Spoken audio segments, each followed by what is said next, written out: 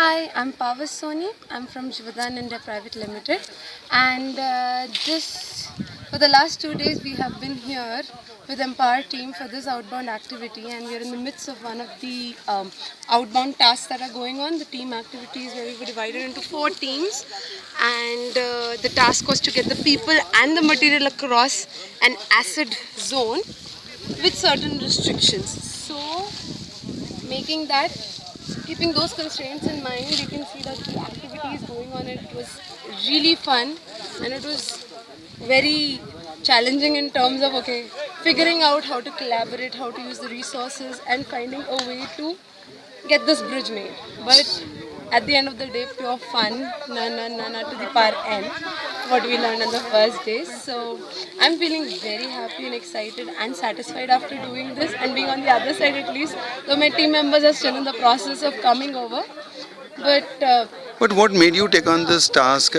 Did you volunteer for it or did somebody ask you to do it? no, I volunteered for it Why? because in terms of agility, I'm one of the youngest members here in the team, and that gives me an advantage. Not like the others are not fit, and I'm not that fit anyways, but it gives me an edge over the others in terms of I can take risks. My limbs would be more flexible.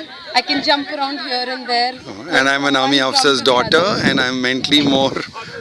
Yeah, a little more used to outside activities, having done them quite often over the years. So a little bit of hardship always comes with that life actually. So this is mind actually takes it as a fun activity, not as a challenging activity. So it's a puzzle that you need to figure out how to actually find a way and then execute it the best you can. Though I'm sure there are certain things that we could have done well there. We'll see that in the Yeah. debriefing session. Yeah. So Do you think it'll help you in your professional life in any way?